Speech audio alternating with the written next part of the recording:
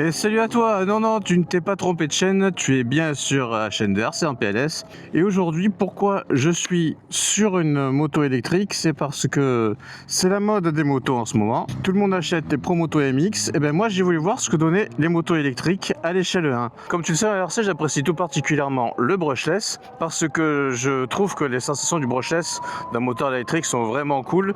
Tu as une accélération instantanée, tu as du silence, il y a quand même une certaine fiabilité et ça fait tilt un peu dans ma tête il y a quelques années, pourquoi pas m'intéresser à l'électrique à l'échelle 1. Et en tant que motard, surtout motard habitant en ville, je me pose de plus en plus la question d'un moyen de transport électrique pour les trajets du quotidien, travail, les petites courses, etc. Et j'ai flashé sur la gueule de ce BMW CE02 qui est un mix de moto et de scooter électrique. Et je me suis dit pourquoi pas l'essayer. Aujourd'hui les spots de RC sont tous un peu encore gras des dernières pluies. J'avais envie de faire un tour de moto, donc j'essaye une moto électrique. En l'occurrence, le CE02 est plus proche quand même d'un scooter, mais un scooter avec une position de conduite plus moto, puisqu'on enfourche l'engin en fait, on n'a pas juste les pieds sur un plancher, ce qui est une position qui me plaît moyen en fait en scooter, parce qu'on est un peu posé bêtement sur la machine, mais on la subit un peu, on fait moins corps avec elle qu'avec une moto. Et le CO02 justement permet cela, puisque c'est une machine qu'on enfourche comme une vraie moto. Alors c'est un équivalent, waouh ouais, c'est un équivalent 125, il existe en 50 également, mais je compte sur l'électrique justement pour pas m'emmerder et délivrer suffisamment de couple pour me donner quelques sensations et quelques performances que je n'ai pas avec les 125 ou les scooters que j'ai utilisés habituellement en ville, puisque j'ai également eu pas mal de scooters en plus des motos pour les trajets urbains. Donc là j'ai commencé doucement sur ce CE02 qui est le modèle haut de gamme, qui a 3 modes de conduite. Un qui est donc plutôt cool, qu'ils appellent Flow. Un qui est plutôt plus orienté performance, qui est le mode surf. Et enfin, ils ont un mode flash qui offre la plus grosse accélération et surtout qui offre un frein moteur régénératif que tu sens moyennement quand même. Moi je vais commencer donc tout doucement en flow. Chose que je n'aime pas avec les scooters, ce sont les suspensions qui, lorsque tu es en ville, filtrent moyennement les irrégularités de la route et te donnent l'impression vraiment d'avoir la machine qui explose tellement le carénage en plastique fait du bruit. Donc là sur cette BMW, il n'y a pas de carénage, donc déjà ça fera un truc en moins qui fait du bruit. Les accélérations sont franchement cool, hein.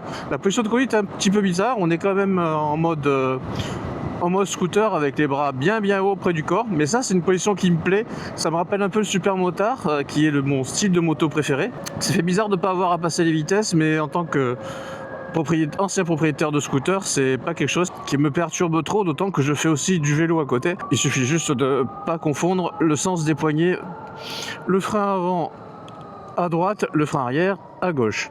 Ouais, quand on met la poignée dans l'angle, franchement, sur les premiers mètres, on a une sensation de poussée, c'est vraiment sympa. Alors, on n'est pas sur du zéro bruit, comme sur certains véhicules électriques où on a juste l'impression de flotter au milieu flotter dans l'air. Il y a une espèce de sifflement. Et ça, j'avoue que ça rend la machine un petit peu plus vivante, ça rappelle un peu les sensations de la RC, où on entend quand même les accélérations, les freinages. Et ça, effectivement, ça apporte, je trouve, un petit peu de vie, un petit peu de fun. La selle est un peu bizarre, c'est un petit machin tout plat. Et comme je suis, j'ai laissé la version haut de gamme, elle est en version confort, donc pour l'instant je m'en plains pas. J'avais peur de me retrouver tout le temps à être projeté en arrière, mais en fait elle est plutôt antidérapante, je me sens plutôt bien dessus. Franchement, jusqu'à 75 à l'heure, j'ai largement ce qu'il faut pour prendre du plaisir en ville et même en périurbain. La suspension est un peu souple à l'arrière, après moi je suis lourd, on l'a pas réglé avant de partir, mais ça a l'air d'amortir raisonnablement bien. Après la route est propre encore ici. Allez, j'ai passé en mode voilà, surf, ce qui m'intéresse le plus. Il y a un petit peu plus de patates. Effectivement, quand tu lâches, tu as vraiment une vraie roue libre, pas de frein moteur. Ah ouais, chercher le frein au pied, non, j'en ai pas. Dès que c'est sur les gaz, ça te pousse en arrière de manière assez flagrante. Donc là, tu vois, voilà, pour t'insérer largement de quoi t'insérer dans la circulation. J'ai encore le réflexe de chercher à passer mes rapports parce que, comme je te dis, la position est celle d'une moto, donc tu cherches tes leviers de vitesse.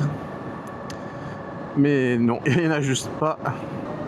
Là, tu vois, l'angle de chasse est vraiment très fermé, donc la machine est étroite. Par contre, dès que tu prends un peu de vitesse, effectivement, tu sens qu'elle se cherche un petit peu à gauche, à droite. Aujourd'hui, il y a un peu de vent, donc c'est encore plus sensible. C'est vraiment très doux, très très dosable à rouler, franchement. L'électrique est bien maîtrisé dessus. Par contre, tu vois, je me bats avec mon sac à dos parce que y a pas de top case, c'est en option, quoi. Mais je veux dire, il n'y a aucun rangement ni rien. Tu peux mettre des top cases, mais ça casse la ligne de la moto, je vais l'appeler moto, hein, de la moto, parce que elle a vraiment un style super sympa, un peu néo-rétro futuriste, mais ce serait vraiment dommage d'y coller un top case. Autant sur ma CBF 600, j'ai aucun scrupule à le faire, parce que c'est une moto qui a un look un peu quelconque et qui a clairement un usage utilitaire, mais là-dessus, ça ferait de la peine. À noter qu'ils proposent des sacoches en option. Alors chez BMW, tout est en option et tout est très cher. Mais forcément, ce sera en option, ça sera plus cher, mais ça casse moins la ligne. Allez. Ah, franchement, faut que je m'accroche, hein. Pour un 125. Jusqu'à 50, les démarrages, ils sont pas mal. Et là, je suis sur voie rapide. C'est pas trop son délire. Mais je prends mon petit 90, 94, 93. Donc sur une rocade comme on a ici à Montpellier, ça suffit largement pour faire quelques liaisons. Est-ce qu'on peut doubler? On peut doubler.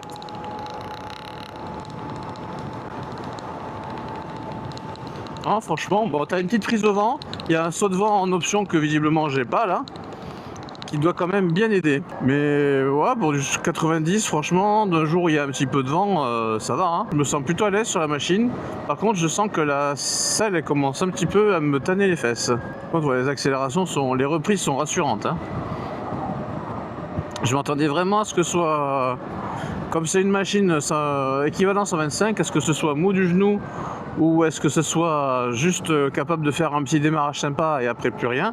Et en fait non, c'est effectivement très linéaire, mais le 90 tu l'as facilement, et c'est vraiment l'objectif moi que je me fixe comme vitesse sur une petite véhicule urbain, c'est d'avoir le 90 assez rapidement. Et franchement ouais, pour t'insérer les accélérations, c'est vraiment très très sympa, hein. À mon avis, la valeur de couple doit pas être dégueulasse. J'ai un warning? Non, j'ai pas de warning. Donc, pas de warning sur un urbain, c'est un peu dommage. Et là, par contre, il y a beaucoup de vent, donc on va voir un petit peu, tu vois, ouais. L'avant, il commence à se chercher un peu. Il faut un peu plus le tenir.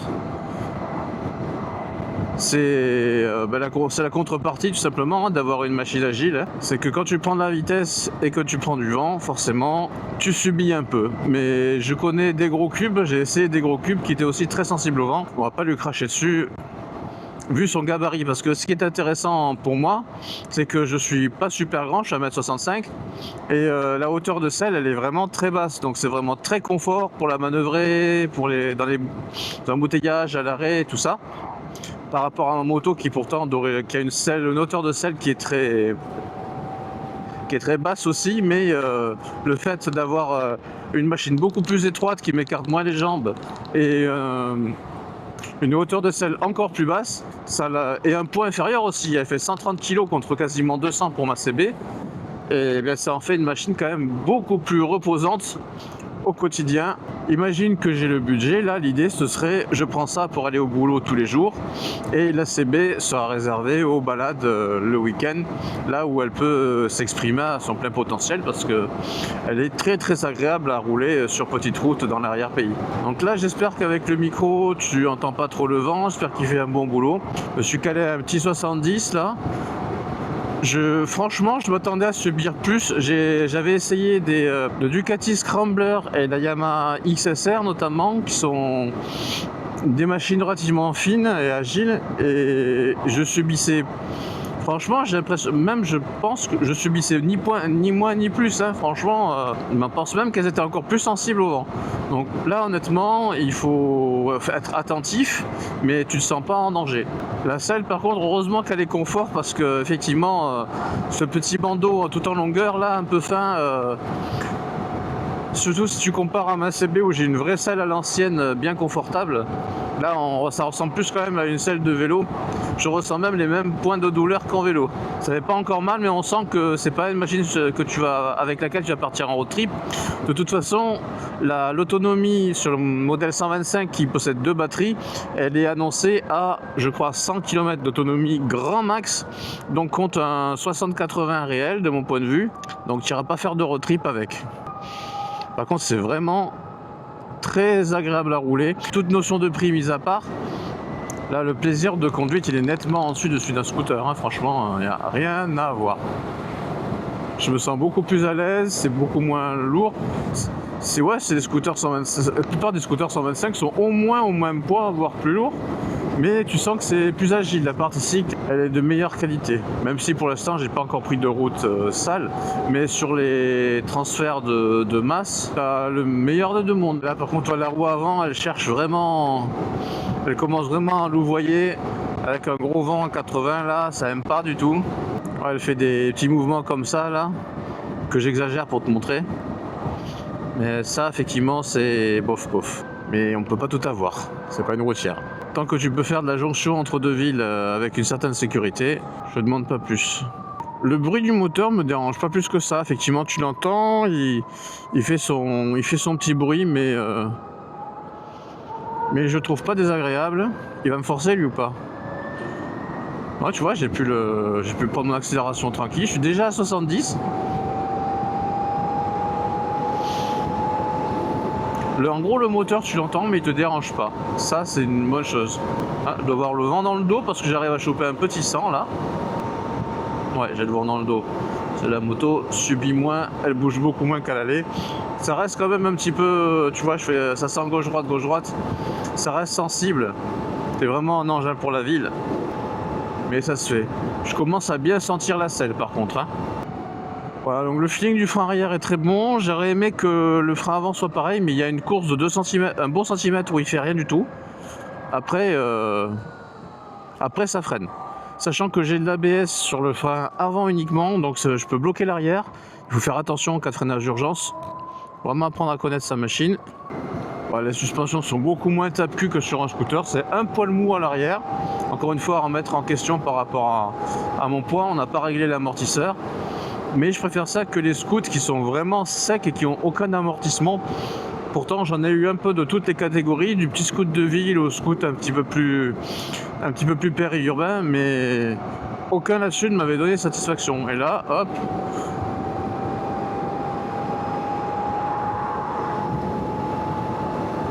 Voilà, j'ai passé un petit raccord. Franchement, ça se fait bien. Là, l'amortissement est plus qu'une qualité de moto quand même. Je connais pas de scooter qui fasse aussi bien. Voilà, donc ça tape pas, ça amortit. Je suis pas sur la route la plus pourrie du pays non plus. Elle commence un petit peu à se dégrader. Et franchement, ça va. Hein. Ce serait mon véhicule de tous les jours, ça me poserait aucun problème. Même si la selle confort, elle a de confort que le nom. Je ne dois pas imaginer le bout de bois que ça doit être sur le modèle de base. Alors que donne le mode flash? Ça a l'air un petit peu plus vif à l'accélération. Ah si, il y a un frein moteur beaucoup plus marqué. Donc c'est régénératif, hein, donc tu es censé recharger un petit peu de batterie. Bon ouais, c'est vrai, effectivement, j'ai un voyant en charge, tu vois, lorsque je lâche l'accélérateur. Mais donc ça te rappelle un peu le frein moteur d'un thermique. Mais en ce qui me concerne, moi sur la conduite d'un électrique, ce qui m'intéresse c'est la souplesse, la douceur. Et je préfère avoir Ça s'allume pas tout seul, les phares. Ah, les phares sont pas allumés tout seuls et j'ai pas trouvé le commodo. Ah, il est là. J'y voyais absolument rien sous le tunnel. En termes de performance, le mode flash, je vois pas tellement la différence. À part peut-être plus réactif au gaz, mais c'est pas très flagrant. Et par contre, l'accélération que tu perds, toute l'inertie que tu perds avec ce freinage régénératif, c'est autant de relance de perdu lorsque tu réaccélères. Donc je sais pas si c'est ce qu'il y a de mieux en ville. Peut-être en petite balade extra-urbaine, mais encore une fois, c'est pas tellement ce qui est censé être la tasse de tête de cette moto. Vu son autonomie, je me vois pas trop sortir en ville avec et faire des petits tours dans les petits trous dans l'arrière-pays où là tu pourrais juste relâcher l'accélérateur qui te ferait le frein moteur. Donc non, mon mode préféré c'est le mode surf. Ouais, franchement, jusqu'à 40 là ça te pousse et après ça devient linéaire et tu augmentes petit à petit ta vitesse tranquille. À aucun moment j'ai l'impression de me traîner. J'ai pas un moteur thermique que de scooter là qui gueule à cause de son variateur. J'ai pas un 125 qui s'époumonne parce qu'il a pas assez de couple. Pour de l'urbain, je pense vraiment que c'est une chouette machine et super relax en fait à rouler. Pas giga confort parce que là franchement ça commence à faire mal au cul. Mais agile et au niveau performance, franchement je suis épaté. Hein. J'ai pas l'impression d'être sur une 125. Hein. En accélération du moins, puisqu'en vitesse, effectivement, en vitesse de pointe, là elle commence à passer. C'est comme si tu avais une espèce de bride qui te bloque en fait. Quand tu arrives à 80, elle ralentit doucement à choper les 90 et puis après il n'y a plus personne. Mais honnêtement, je pense que le moteur il peut emmener plus que ça. C'est juste pour préserver la batterie, la consommation et pour l'homologation 125. Mais franchement, pour de l'urbain, périurbain, non, la suspension elle va bien. Tu vois, ça c'est vraiment le point faible des scooters, surtout avec des petits trous. Comme lui aussi, il a des petits trous là. Mais c'est dommage que la selle fasse aussi mal au cul. Parce que la suspension, elle compense le principal reproche que je fais au scoot. Ah non, ça le fera pas. Bah, on tente, hein. Ah, tu vois, malgré le vent, je sens qu'effectivement, comme je te dis, hein, je sens qu'il me pousse un petit peu dans tous les sens, mais c'est même pas gênant, c'est juste tu le sens quoi. Hop là. Et c'est reparti. Alors truc marrant, sûrement avec la batterie qui maintenant, j'ai plus que 20 km d'autonomie, je suis parti avec 50. J'ai l'impression quand même qu'elle accélère un poil moins fort. Elle doit se préserver. Aujourd'hui il fait pas très chaud, il fait environ 13 degrés. J'ai des poignées chauffantes puisque là c'est le full option que tu as là. Alors truc marrant, tu vois, le fait peut-être d'avoir cette position de conduite, moi quand je suis en scooter, les motards ne me saluent jamais. Et là, tous les motards me saluent, tu vois. Donc tu as quand même l'air d'un motard avec ce machin. Alors autant, oui, t'es moins protégé des intempéries, de la pluie, du vent, en ayant les jambes sur le côté, là, tu n'as pas de carrosserie. Mais sur un deux roues, moi, c'est quand même la position que je préfère. Je préfère faire corps avec la machine, à cheval dessus, plutôt que d'être comme sur un scooter, posé sur un siège, un peu comme dans une bagnole à deux roues. Et même si j'aime bien les scooters, c'est vrai que c'est quelque chose que c'est peut-être une des choses que j'aime le moins. Ça gomme un défaut des scoots. C'est pour ça que j'ai envie de parler ça d'une moto. Parce qu'au niveau du plaisir de conduite, du ressenti, rien que la position, on est un peu sur un petit supermoto. En plus avec ces suspensions souples là, ça me rappelle vraiment mon 125 supermoto. Sauf que c'était 125 qui avait rien dans le sac. 11 petits chevaux là, la 125 Suzuki DR 125 SM. Et là il y a vraiment les performances que j'aurais aimé que mon DR il y a à l'époque. Ah, d'ailleurs j'ai pas essayé la position pied en avant. Ah ouais non, c'est spécial. Position pied en avant avec les grosses jambes que j'ai, en plus les cale-pieds sont beaucoup trop proches, donc tu dois te forcer pour mettre tes pieds dessus. C'est Bah, si tu fais un trajet qui te semble un peu trop long à ton goût, ça te détend les jambes. Mais je préfère la position des cale-pieds, des cale-pieds passagers en fait, puisqu'il est homologué de place, et qui rappelle la position roadster, exactement la position roadster que j'ai sur ma Honda. Donc voilà, c'est quand même plus confort, plus naturel pour moi de les mettre sur les cale-pieds les plus en arrière. Je pense que j'ai perdu un peu d'accélération. J'ai plus que 16 km d'autonomie. Après voilà, j'ai roulé à toc tout le temps, donc c'est normal qu'il consomme de ouf, hein. Moi je veux vraiment me faire plaisir. Je suis prêt à sacrifier un peu de conso pour avoir du plaisir. Toi, je t'ai parlé de ma volonté d'essayer des véhicules électriques en rapport avec l'ARC et le brushless. C'est pas pour des questions d'économie, c'est une question de faire de la mécanique, de plus avoir de la mécanique sale. Question vraiment de plaisir de conduite, cet apport de couple, ce bruit de fonctionnement aussi. L'impression en fait d'avoir une RC à l'échelle 1.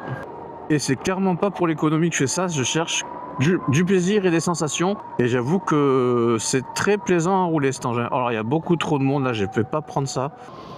Et là tu vois dans les ronds-points, au doigt et à l'œil, elle se manie. Elle va vraiment où tu veux. C'est vraiment son point fort, elle est très légère, très intuitive à rouler. Là, je te confirme, là tu vois, je prends les raccords de bitume. Là, le scooter, là, l'aurait fait clac, clac, clac, clac, clac, clac. Gros bruit dégueulasse. Et là, c'est pépère, plaisir, tranquille, relax. Voilà, c'est exactement le mot que je cherchais. C'est une conduite relax, mais tu t'ennuies pas pour autant parce que si tu veux de la gouache, tu en as. Même si là, en l'occurrence, j'en ai plus parce que j'ai vidé la batterie. Là, petit rond-point, filet de gaz. Tranquille, voilà. Franchement, ça se fait bien. Hein. Ouais, le coup de pied au cul, il y est plus clairement. Hein. Là, en fin de batterie, tu sens que le contrôleur, il a diminué le punch. Ouais, il a diminué le punch et voilà, là j'ai une bonne route pourrie là. Et ben, tu sens qu'elle est pourrie, mais c'est pas inconfortable. Tu claques pas comme un vieux scoot. Ou même comme un scoot récent, hein. Ils ont tous des suspensions trop dures les scouts. Hein. J'en ai jamais eu trouvé un avec une suspension confortable. Ben non, ben là, t'attends juste que ça passe parce que c'est pas agréable, mais c'est pas la machine qui te rendra la route désagréable. Puis ça fait un demi-tour dans un mouchoir de poche, c'est une trottinette ce bordel, mais une trottinette stable. Parce que par contre, s'il y a vraiment un truc que j'aime pas, perso, hein, que j'aime pas utiliser, c'est les trottinettes. Je suis pas bien dessus. Et je me sens pas en sécurité. Ah ouais, j'ai carrément 2 fois moins de pêche. Là, je suis au niveau de scooter 125.